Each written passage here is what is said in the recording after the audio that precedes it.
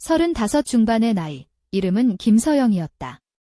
경기도 가평군의 조용한 동네, 오래된 단독주택들이 옹기종기 모여있는 골목 끝, 사과나무와 아카시아 꽃향기가 은은히 퍼지는 그곳에서 그녀는 혼자 살고 있었다.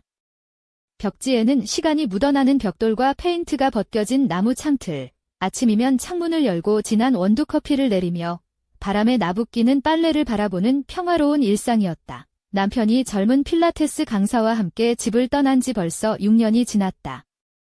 그때부터 서영의 삶은 조용해졌고 격렬한 감정 대신 차분함이 자리를 잡았다. 불만도 분노도 없이 그저 잔잔한 호수처럼 고요한 매일이었다. 그날 아침 하늘은 먹구름으로 무겁게 내려앉아 있었고 서영은 막 샤워를 마치고 집 안을 천천히 걸으며 오래된 분홍색 가운을 몸에 두르고 있었다. 그 가운은 광교시장에서 세일할 때 산 레이스가 달린 부드러운 소재로 거의 반투명해진 상태였다.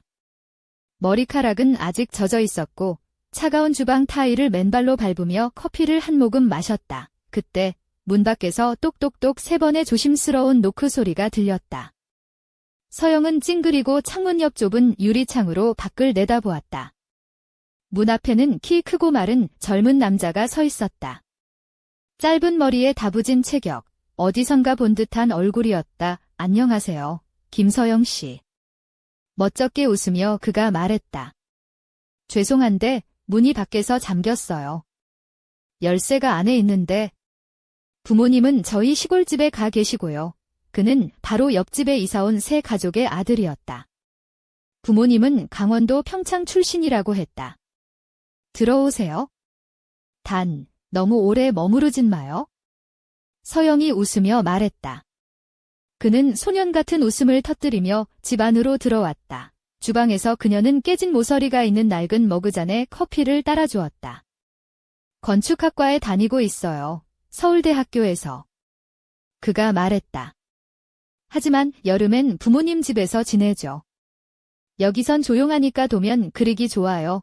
두 사람은 여행, 더위, 도시 생활에 대해 한참 이야기했다. 그의 목소리는 부드러웠고 침묵도 두렵지 않았다.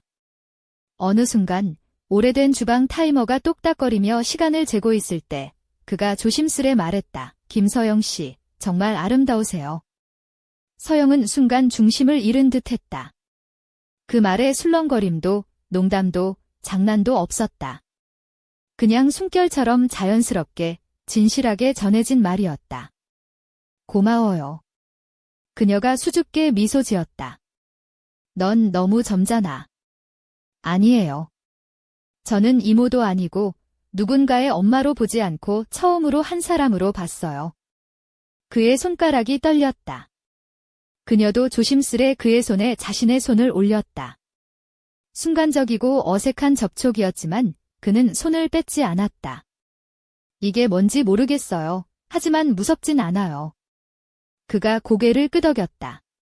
두 사람은 그렇게 1시간을 이야기하며 보냈다. 그가 돌아갈 때 문과에서 말했다. 저를 봐주셔서 감사합니다. 다음 날 그녀는 평소보다 더 오래 옷장을 들여다보았다. 그냥 그를 위해서가 아니라 자신을 위해서였다. 입술에는 살짝 복숭아빛 립글로스를 바르고 볼은 부드럽게 달아올랐다. 서영은 다시 한번 여성으로서 자신을 느꼈다. 그냥 그림자 아닌 온전한 존재로서 그 후 토요일 저녁이 찾아왔다. 이튿날 아침 햇살이 벌써 창문을 통해 부드럽게 스며들었다. 서영은 반투명한 커튼 사이로 비친 호박빛 빛깔을 느끼며 침대 옆에 누워 있었다. 눈을 뜨기 전 가슴 한가운데에서 이상하게 따끔거리는 느낌이 퍼졌다. 아픔은 아니고 마치 봄날의 라일락 꽃이 피어나는 것처럼 생생한 감각이었다. 그녀는 가볍고 부드러운 면 소재의 크림색 원피스를 골랐다. 작은 개나리 무늬가 은은하게 박혀 있었고 허리를 살짝 감싸며 어깨선이 살짝 드러나는 디자인이었다. 순수함을 잃지 않으면서도 은근한 여성미를 자아내는 옷이었다. 머리는 아무렇게나 묶은 느슨한 올림머리, 목에는 얇은 실버 체인에 호박 모양 펜던트를 걸었다. 그 펜던트는 서영이 오래전 자신에게 선물한 것이었다. 누군가를 위한 게 아니라 나 자신을 위한 거였어. 그녀는 조용히 생각했다. 한낮의 태양이 거리를 달콤한 꿀처럼 감쌀 때 서영은 앞마당 꽃밭에 나가 장미와 페투니아, 금잔화, 그리고 담장 너머에서 자라는 자스민 향기를 맡으며 가만히 서 있었다. 맨발로 따뜻한 타일 위에 서 있으니 땅의 온기가 발끝으로 전해졌다. 그 순간 익숙한 발자국 소리가 들려왔다. 안녕하세요. 익숙한 목소리가 바람을 타고 다가왔다. 문 밖 담장 너머에 서 있는 이는 그 젊은 남자, 이지훈이었다. 그는 흰 티셔츠에 청바지, 그리고 깔끔한 흰 운동화를 신고 있었다. 손에는 작고 소박한 꽃다발이 들려 있었다. 데이지와 연보라빛 붓꽃이 섞여 있었다. 이거 드릴게요. 그는 민망한 듯 살짝 고개를 숙였다. 그냥 어제 말고 오늘. 서영은 문을 열고 그를 맞았다. 꽃다발을 건네는 두 사람의 손가락이 살짝 스쳤다. 그의 손은 따뜻했고 꽃 줄기마저도 긴장으로 떨리는 듯 보였다. 들어오세요. 시원한 음료라도 드릴까요? 서영이 살짝 떨리는 목소리로 물었다. 네, 감사합니다. 이지훈이 고개를 끄덕였다. 그들은 베란다에 앉아 시원한 체리 음료를 나누었다. 바람이 나무잎 사이로 부드럽게 스며들었고 시간은 한없이 느리게 흘렀다. 맨발일 때가 가장 예쁘네요. 그가 갑자기 말했다. 서영은 웃음을 머금었다. 그건 어머니 친구가 젊어 보인다고 하는 부류의 말이에요? 아니요, 저는 조금 다르게 생각해요. 저는 당신 생각을 너무 많이 하거든요. 그는 고개를 숙였지만 눈빛은 부드럽게 그녀를 바라보았다. 서영은 마음속 깊은 곳에서 밀려오는 감정을 억누르려 애썼다. 요즘 누군가에 관심받는 게 오랜만이라서 너무 갑작스러워요. 저도 마찬가지예요. 그냥 곁에 있고 싶어요. 조금이라도. 그녀가 그의 손목을 살짝 만졌다.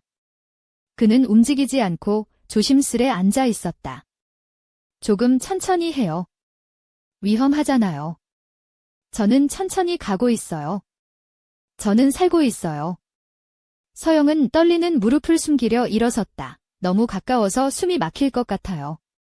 그녀가 부드럽게 말했다. 이지훈은 따라와 주방으로 함께 걸었다. 작은 공간 안에서 그들의 거리는 점점 가까워졌다. 그는 그녀의 등 뒤에 섰지만 손을 뻗지 않았다. 숨결만이 두 사람 사이를 채웠다. 누군가를 바라보며 아무 일도 일어나지 않아도 그냥 옆에 있고 싶을 때가 있나요? 그가 조용히 물었다. 지금이 그래요. 그녀가 대답했다. 두 사람의 이마가 거의 맞닿았다. 그의 눈빛은 소년 같지 않았다. 그 눈빛에는 물러서고 싶기도, 빠져들고 싶기도 한 미묘한 감정이 담겨 있었다. 그 순간 문이 울렸다. 둘은 놀란 듯 몸을 떼었다. 문 앞에는 그의 어머니가 커다란 호박 바구니를 들고 서 있었다. 미안해요. 예고 없이 찾아와서. 집에 계실 줄 알았거든요. 이지훈은 급히 서류 가방을 챙겨 그녀와 함께 나갔고 한마디도 없이 떠났다. 서영은 가슴에 손을 얹고 방 안 공기가 떨리는 것을 느꼈다. 그는 떠났고 그녀는 다시 혼자가 되었다. 테이블 위에는 그가 남긴 스케치, 큰 창문이 있는 집의 설계도와 함께 작게 적힌 글귀가 있었다. 햇살이 비치는 그곳에서 그녀를 기다리겠습니다. 그날 밤 서영의 마음은 폭풍 전야처럼 무겁고 고요했다. 며칠 후 봄비가 갑자기 가평 마을을 적셨다. 마당의 꽃잎들이 빗방울에 젖어 반짝였고 집안은 책과 계피향, 그리고 묵직한 침묵으로 가득했다. 서영은 크림색 니트 가디건을 걸쳤다. 그 아래로는 오랜 세월 간직해온 검은 레이스 슬립이 살짝 드러났다. 그녀의 다리는 담요로 덮여 있었고 머리는 자유롭게 묶인 채 한 가닥씩 흘러내렸다. 그 한 가닥은 마치 자신의 삶에서 놓치고 싶지 않은 비밀처럼 고집스럽게 머리칼 사이를 떠돌았다. 그는 나타나지 않았다. 전화도 없고 문자도 없었다. 서영은 마음속으로 거의 체념했다. 이것도 다 지나갈 거야? 그러나 마음 한켠은 끝내 그를 놓지 못했다. 저녁 9시쯤 문 두드리는 소리가 들렸다. 서영은 천천히 일어나 문 쪽으로 걸었다. 누군가를 기다리는 것 같은 마음으로 문을 열었지만 그곳에는 이지훈이 아니었다. 죄송해요. 김서영 씨, 잠깐 이야기 좀 할 수 있을까요? 이지훈의 어머니가 조심스레 말했다. 서영은 고개를 끄덕이며 그녀를 부엌으로 안내했다. 어머니는 오랫동안 입을 다물고 손에 든 수건이 자락을 만지작거렸다. 아들이 급히 떠났어요. 아스타나로 인턴십을 가게 됐는데 짐도 제대로 못 챙기고. 그녀는 눈물을 참으며 말했다. 그가 마지막 인사를 못했어요. 만약 그녀를 보면 도망가지 못할 것 같아. 그게 불공평할 것 같아서라고 했대요. 서영은 가슴이 먹먹해져 말을 잇지 못했다. 그는 이제 아이가 아니에요? 어머니가 덧붙였다. 남자고 처음으로 사랑을 알았어요. 제가 직접 봤어요. 어머니는 가방에서 얇은 흰 봉투를 꺼냈다. 이걸 전해달래요? 서영은 혼자 남아 봉투를 펼쳤다. 안에는 한 장의 스케치가 들어있었다. 긴 셔츠를 입고 맨발로 창가에 서 있는 여자의 실루엣과 손글씨로 적힌 문구가 있었다. 창가에 불을 켜두시면 제가 돌아올게요. 절대 불을 끄지 마세요. 서영은 창밖을 바라보았다. 빗속에 흔들리는 나무들과 젖은 대지. 그녀는 램프를 켰고 그 불빛은 그날 이후 한 번도 꺼지지 않았다. 그로부터 2달이 흘렀다. 밤이 따뜻해진 어느 날 다시 문밖에서 조용히 3번 노크 소리가 들렸다. 서영은 숨을 죽이고 문 앞으로 다가갔다. 손이 떨렸지만 문틈 너머로 보이는 건 익숙한 이지훈의 얼굴이었다. 그는 햇볕에 그을린 피부에 피곤한 눈빛을 하고 있었고 어깨에는 낡은 배낭이 메어져 있었다. 아무 말 없이 서영을 바라보았다. 서영은 한 걸음 뒤로 물러서며 조용히 문을 열어두었다. 그날 밤, 긴 기다림이 끝나고 새로운 이야기가 시작되려 하고 있었다. 한여름 밤, 달빛이 은은하게 집안에 스며들었다. 서영은 검은색 실크 드레스를 입고 있었다. 목선은 깊게 파였지만 품위 있는 하이넥 디자인의 뒤쪽으로는 은은한 단추가 촘촘히 달려 있었다. 가슴 위에는 은빛 용머리 브로치가 반짝였고 고급스러운 가죽 발레 플랫 슈즈가 그녀의 발끝을 감싸고 있었다. 머리는 자연스럽게 풀어져 흘러내렸고 굵은 웨이브가 어깨를 부드럽게 감쌌다. 입술은 진한 와인빛으로 살짝 번져 은밀한 매력을 더했다. 이지훈은 그녀를 바라보다 천천히 다가왔다. 그의 눈빛은 한층 성숙해졌고 손끝에선 조심스러운 떨림이 느껴졌다. 이젠 정말 내가 내 앞에 있다는 게 믿기지 않아. 그가 조용히 말했다. 서영은 미소 지으며 의자에 앉았다. 어떤 꿈을 꾸고 있니? 10년 후에는 어떤 모습일까? 그녀가 물었다. 이지훈은 잠시 생각하다가 말했다. 무너지지 않는 집을 짓고 싶어요. 아침에 눈 뜨면 매일 기분 좋은 도시에서요. 그리고 그 옆에는 커피를 함께 마실 수 있는 여자가 있었으면 해요. 그의 목소리는 떨렸고 입술은 약간 메마른 듯 보였다. 잠시 후 그의 손이 우연히 서영의 무릎을 스쳤다. 그 짧은 접촉은 순간이었지만 온기가 피부에 오래도록 남았다. 이지훈이 떠난 후 서영은 문 앞에 서서 차가운 나무 문틀에 이마를 기대었다. 그의 손길이 아직도 손에 남은 듯했다. 다음 날 집안은 무거운 공기로 가득했다.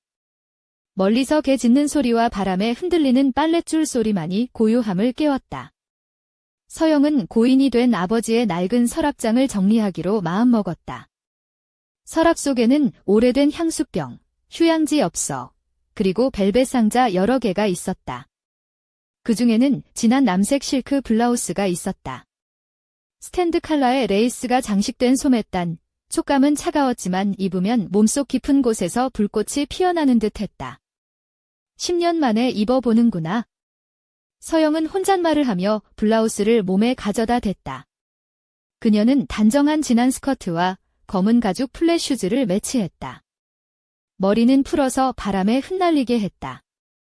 이제 누군가가 나를 그냥 옆집 아주머니가 아니라 하나의 여성으로 봤으면 좋겠어. 그녀가 동네 작은 슈퍼에 장을 보러 나갔을 때 익숙한 목소리가 들렸다. 이 색깔 참 잘 어울려요. 오늘은 흑백 영화 속 여배우 같네요. 이지훈이었다. 그는 아이스크림 가게 앞에서 2개의 컵을 들고 있었다. 체리랑 초콜릿, 맞췄죠? 서영은 고개를 끄덕였다. 그런 말 한 적 없는데? 그가 웃으며 말했다. 마음으로 느꼈어요. 두 사람은 오래된 약국 건물 옆 커다란 느티나무 아래 벤치에 앉았다. 이지훈은 어린 시절 어둠을 무서워했던 이야기, 할머니가 감기 걸렸을 때 따뜻한 우유와 꿀을 드시게 했던 이야기들을 풀어놓았다. 서영은 더 이상 분석하지 않고 그저 그의 곁에 머물렀다. 한 가지 물어도 될까요? 그가 심각한 눈으로 물었다. 왜 그렇게 살아요? 마치 존재하지 않는 사람처럼. 서영은 멈칫했다. 무슨 뜻이에요? 모든 걸 완벽하게 해요. 깨끗하고 실수 없이 하지만 살고 있지 않아요. 그저 존재할 뿐이죠. 조용히 마치 누군가 깨울까 봐 두려운 것처럼. 서영은 녹아내리는 아이스크림 한 방울을 손가락에 묻히며 웃었다.